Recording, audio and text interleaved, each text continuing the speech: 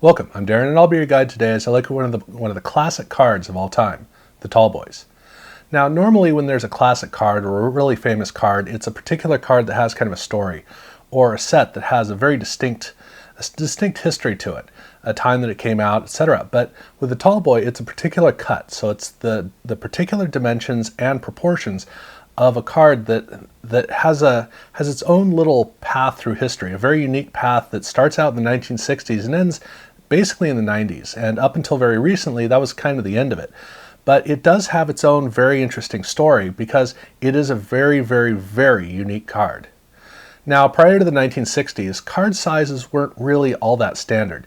They were jumping around a bit. You had the old tobacco cards, you had Gaudi, you had Leaf, Bowman. These all had different sizes. And even in the early 50s, Topps had a different size than we know today. It was in 1957 when they finally standardized a card size, and it's what we consider today to be the standard card size.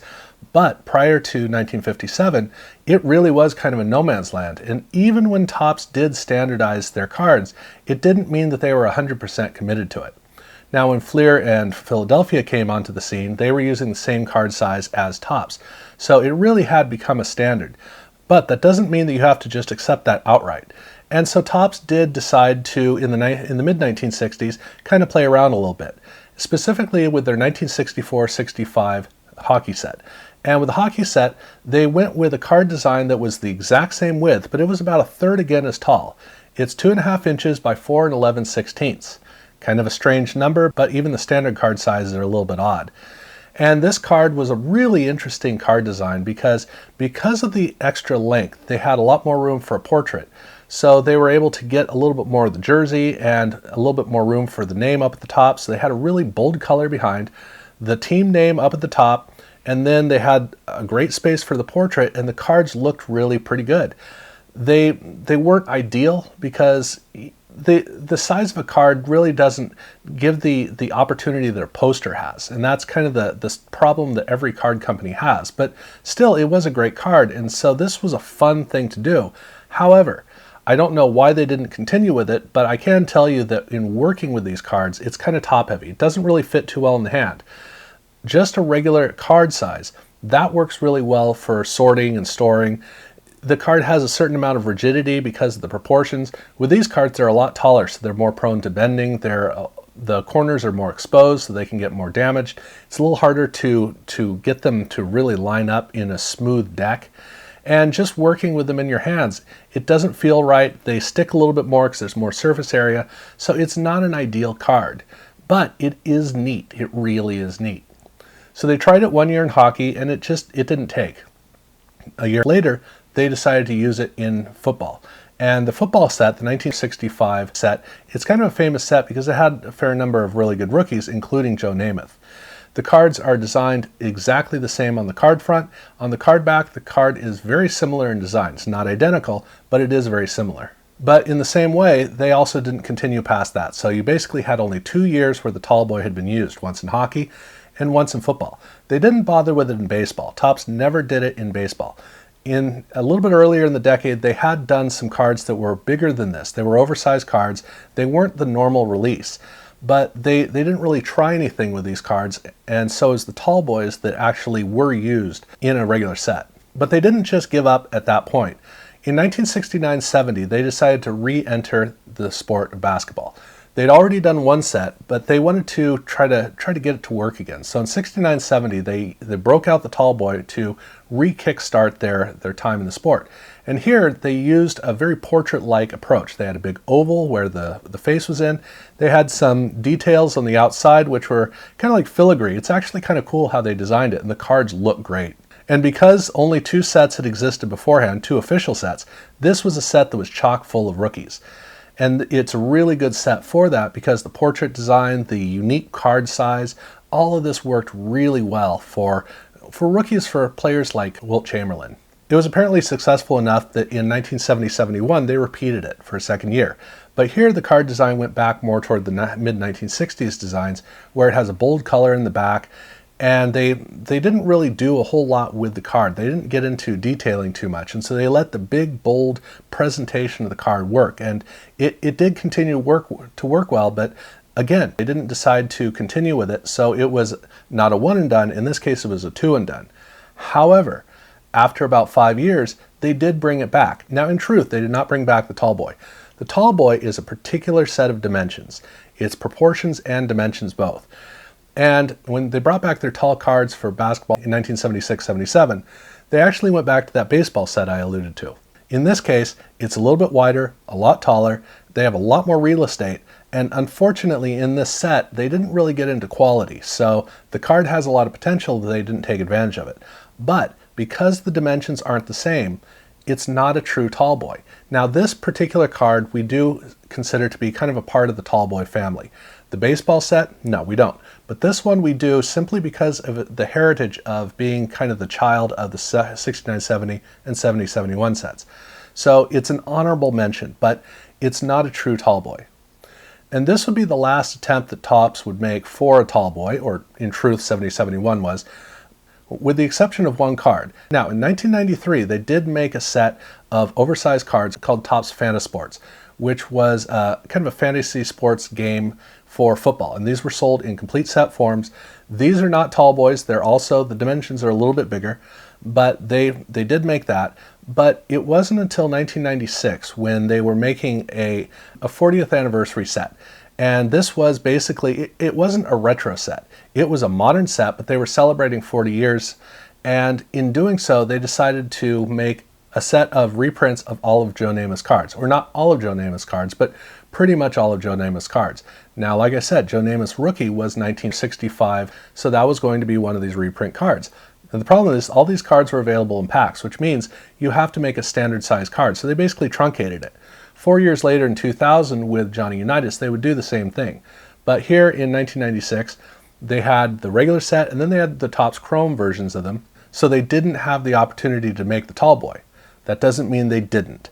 In the complete sets, when you bought a complete set, it actually did come with a reprint of the full dimensions of, basically the full size version of that rookie card. Now this is a reprint, modern cardstock, high gloss, it has the little gold stamp on it, but it is a true Tallboy. It is the correct dimensions, correct proportions, everything.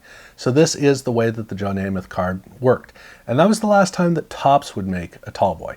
Now, I do acknowledge that in the early 2010s, they did make a bunch of retro cards. Basically sets of miniature versions of the Tallboys. I don't consider these to be Tallboys because they're retro cards and they're not the correct height. They are the correct proportions, but they're not the correct height. And if it's not the correct height, then it's not a true Tallboy. So this is an homage. This is close enough. They do exist. I don't want to get into that though, because I want to talk about the Tallboys specifically. And Topps just never made another one. But that doesn't mean that it was the end of the line for Tallboys. Now, this was the last true Tallboy that was made, but there was a lot that went on just a couple years earlier. So in the 1980s, there was a lot of fascination with these older cards, older cuts, older designs, and Topps kind of kicked that off with making these a reality in 1989 when they made their Bowman baseball set, which was actually the correct Bowman card design size. And in fact, the year before, they had made their Topps big cards, which brought back the old early 1950s Topps size. So Topps had already made two different cards with basically retro dimensions. So this fascination was already starting to kind of percolate, and the fascination with old cards was really intriguing people across the entire span of card collecting. The Tallboy was a very famous card set because while very few people knew about the hockey cards because very few people collected hockey, that was very regional. Joe Namath, Wilt Chamberlain, these were some of the rookies that were in these Tallboys, and so that was always kind of a legendary set, even more than the old Leaf and Bowman sets. So the idea that somebody would tap back into that only made sense. And the first time that we see it is in the 1992 NFL Experience card set. Now the NFL Experience is an event that happens at the Super Bowl. So the Super Bowl has kind of like the NBA's All-Star Weekend. They have this whole event that goes on around the Super Bowl, and they have kind of like a trade show. It's an event complex, and there are sponsors that take care of different aspects of the NFL Experience. So they made a card set that was almost like a collection of business cards. And the card fronts these are all Tallboy dimensions. The card fronts have art from each of the different Super Bowls, plus the big Super Bowl art theme with the shelves with all the stuff on it that you may have seen from Pro Set.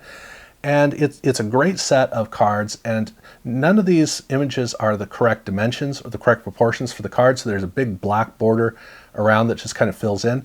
And on the card back, they don't really talk about the art on the front. They talk a little bit about it, but it primarily talks a little bit more about whoever the sponsor is for each individual card. So this set was created, and I don't know who made it, but I'm pretty sure I know who, because it was probably the company that was coming up, because 1992 was the year that a new company called GameDay launched. And they did actually do some cards, some promo cards at the Super Bowl, so I wouldn't be surprised if they just kind of lined up and printed these cards out. At any rate, the GameDay set is inspired by the GameDay magazines, which are kind of like the programs at NFL games. So they used that name, and they used the classic Tallboy proportions, and they made not a retro card, but a card that had kind of an old style feel. This was a card where they had a color image of the player with a black and white background. This was something that Pro Set would use for Power in the same year, but it made the player really stand out. Now the card border is all white, and there's very little on the card because they really want for the player to stand out. The idea was that these are going to be high-end cards. These are going to be like Upper Deck, but more like Action Packed and Collector's Edge, which came out the same year, where they really wanted to capture the high-end market. So they were capturing a classic set that the really high-end collectors knew, and they wanted for these cards to stand out as these really, really ideal cards to collect. The problem was it's a big set, and they have no subsets in it, which means that most of the packs you're going to open have no players of any note, which is always a difficult thing if you're trying to get the really serious collectors, because if you go out and you buy a bunch of packs and you may not even get anybody in it, it's tough to make an expensive card set that way. And so GameDay unfortunately just couldn't hold up, which is a shame.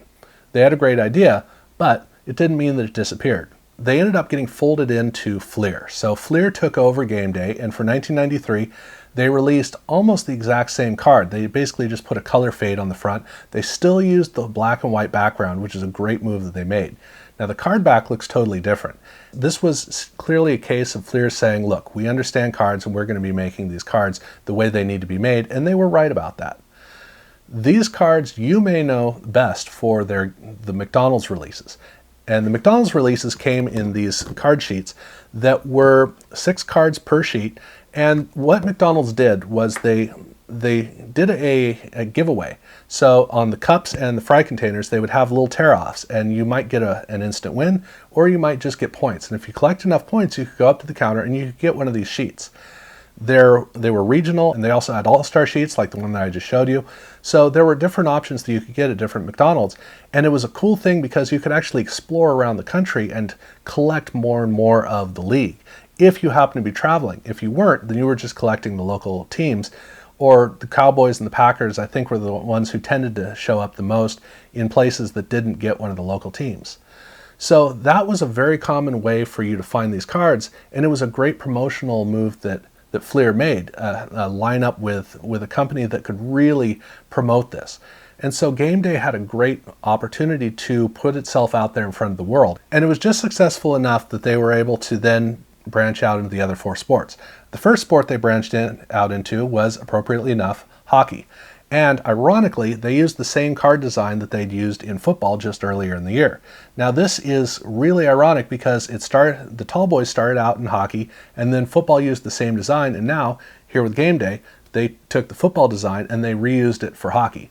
The hockey set is actually a 2-series set, so that's a unique thing about this set.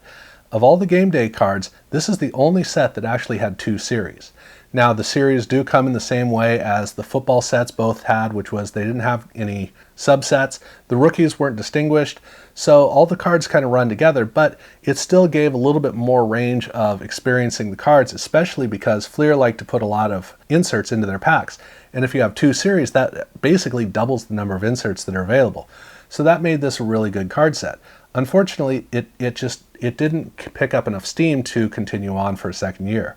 At about the same time, they launched their basketball set, And while the football set had been called GameDay, the hockey set had been called Power Play. And for basketball, they used the name Jam Session. This is something that makes sense for Fleer because they were a sponsor of the Jam Session in the NBA.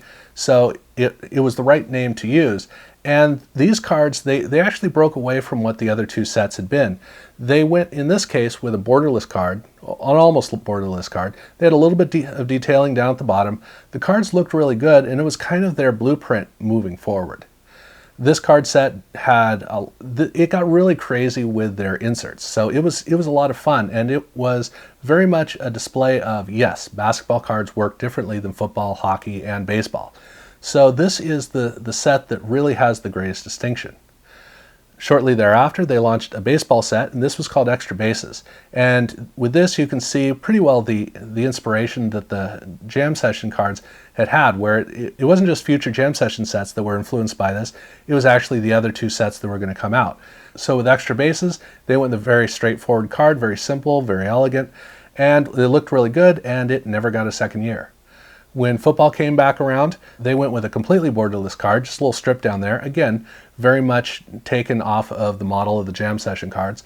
And this would be the last year for football. So by the end of the 94 proper season, there had been 3 football sets, there had been 1 hockey set and 1 baseball set, and they had one of eventually 3 sets of Jam Session. So Jam Session had another set in 94-95, and then they did another set again in 95-96. So they were able to stretch it into the 96 year. And with the 95-96 set, they started to evolve it into a true 90s card. They made a parallel set of die-cut cards, and on top of that, some of the cards had some really interesting qualities where it was like a puzzle. So they were really playing around with the card set, and I wish that they continued because they got the cards the way that they needed, but these were pretty awkward cards to work with. I do want to mention one of the insert sets here, which is their pop-up cards. Now these are cards that are perforated so you can fold them around and you basically get a little cardboard stand-up of the player. The reason I want to mention it is because Kellogg's did a release of cards in their boxes in Canada of this same set, but these were all in miniature. So these are normal card height, they're the same proportions, but they're a little bit narrower. So they are the same proportions. Like I said, it's not a true Tallboy, but the reason I want to mention this is the cards are almost identical to the full-size ones in the set. Numbers are a little different, the back's a little bit different, but otherwise, these are basically the same. And so it's the only case where I say, okay, this is a Tallboy in miniature, because it was active, it was at the time, and it quite nearly was a parallel of the main cards in the insert set. But that would be the end of the road for Fleer's run of this. But that's still not the end of the Tallboys. The Tallboys had a lot going on right now. Ultra Pro, which is a company that makes card pages, for a while they'd slip a card into the top slot of a sleeve. And so these were Bobby Bonilla cards, they were Jose Canseco, and for their Tallboy releases, they did have some cards. You can see Mike Piazza here. And so this is kind of one of those little odd things on the side you never really think about because they're not truly official cards, and yet they're semi-official. They're kind of like starting lineup figure cards. We don't talk about these very much. And so that's another little mention of the Tallboys. But a very odd chapter in the Tallboys comes from Classic Proline. Now Classic was a company that in the early 90s was making college draft pick sets. These are sets of college players who are entering the league, so now they can actually have cards made. And it's a set of them in their college uniforms. And in 1993, they decided to make a basketball set called Classic Futures. And here they used the Tallboy, which, as we already talked about, GameDay had already kind of re-released. So they took advantage of this. They were making card pages, so it really was a good time to be able to make these. And this set was a one-off set for Classic. The cards were kind of a neat design. They really used the landscape, the vertical landscape really well. The card set came out really well. It was a one and done. They had a couple of insert sets. One of them is kind of an homage to the old 69-70 Topps basketball set, in fact. And they had a couple of other little like promos, but they didn't go anywhere with it there. However, 2 years later in 1995, they did a cross-brand release of cards. And at this point, Classic and Proline were combined together. I mean, they were in 1993, but here in 95, they did a cross-brand release where they had a set of cards that was released in 4 different areas. And so some of it was in Proline, some of it was in Classic. And the cards all have a brushed metal appearance on them. They're all football. And it's kind of haphazard. There's one number missing, so you're not going to get the whole set of all the numbers. One is officially missing. And that was almost it. In 1994, there had been another entry, this time in hockey. And hockey really is the best place to end because that's where this all started. In hockey, Pro Set had reused a name from the past called Parkhurst. And then Upper Deck inherited it. In 1994, Upper Deck decided to release 2 Parkhurst sets that look back at 2 sets that Parkhurst had not made back in the 50s and the 60s. One of those years, ironically, was 64-65, the same year that Topps had made the Tallboys. So they decided to make a what-if set of what if Parkhurst had made a set that year, and they used the Tallboy dimensions of the top set, but they did it in a Parkhurst style, which is really kind of cool. So this set also came out. That's the last thing of all Tallboys to talk about, but I do want to talk about something that's very close. In 1999-2000, Jello released a bunch of cards for hockey, and these cards are slightly bigger, but they're very easy to mistake for Tallboys, so I wanted to bring them up. Now there are 2 releases. There's a 6-card set and a 12-card set. The 6-card set is called Super Skills. The 12-card set is called Partners in Power. And the Partners in Power cards have 2 players on each. It's basically 2 teammates. And this is kind of a bifold card. It's actually a contest. And so oftentimes what they do with the contest, they have a tear off at the bottom, and then you can fold open the top where one side is, in this case, it's a card with on the back actual information about the player. On the other side, it is an announcement of the contest, rules of the contest. So that was the first one that they did. And then they also had Super Skills. And Super Skills was a tri-fold card. Basically, it's a card. Well, it's sort of a card. So it's sort of like a card with nothing on the back. And then on the middle, it has instructions on how to create spoons with the last panel here. And the last panel has these 4, they're kind of like cardboard spoons, you know, in case you don't happen to have a spork with you. And this 6-card set was, they're kind of cards because, again, they don't have anything on the back, but they are collectible.